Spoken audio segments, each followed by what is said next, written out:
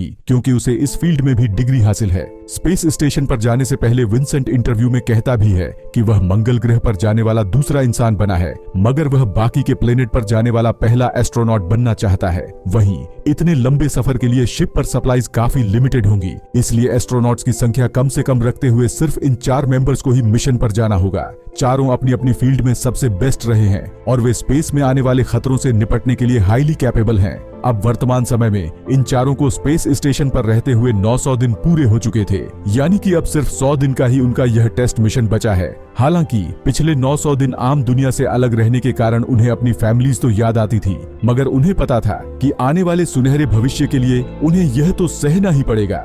तभी engineer John को पृथ्वी के मेन बेसिक इंपॉर्टेंट मैसेज आता है और जॉन अपने बाकी साथियों को इकट्ठा कर वह मैसेज दिखाने लगता है। दरअसल जो अलग अलग प्रोब्स उन्होंने कई सारे प्लेनेट पर भेजे थे, उनमें से एक प्रोब ने जुपिटर ग्रह के मून यूरोपा पर फ्रेश पानी के बहुत बड़े भंडार ढूंढ निकाले थे। इतना ही नहीं, इस पानी को आसानी से इंसानों के लिए प्यूरिफाई किया जा सकेगा। हर कोई खुशी से झूम उठता है। पूरी दुनिया भर में यह खबर आग की तरह फैल चुकी थी। हर ओर से वैज्ञानिक कम्युनिटीज इस डिस्कवरी के बड़े बड़े दावे करने लगती हैं कि इंसानी प्रजाति इस डिस्कवरी के बाद और तेजी से तरक्की करेगी। अब वे जिंदा रहने के लिए सिर्फ एक पृथ्वी प्लेनेट पर निर्भर नहीं रहेंगे।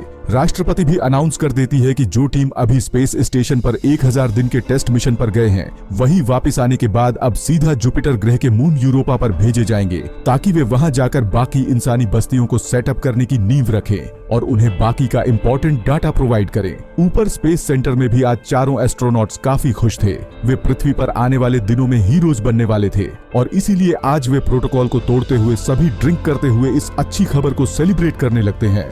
विंसेंट, जो कि पूरी टीम का लीडर है, वह स्पीच भी देता है कि जब वह मंगल ग्रह के मिशन से वापस आया था तो उसे खुद पर बहुत गर्व हो रहा था कि उसने कुछ बड़ा किया है और इस बार तो पूरी पृथ्वी पर स्थिति बहुत खराब है। इसलिए अगर वे सफलतापूर्वक यूरोपा मिशन को पूरा कर लेते हैं तो वे न सिर्फ अपने परिवारों को बल्कि पूरी पृथ्वी को एक तोहफा देंगे।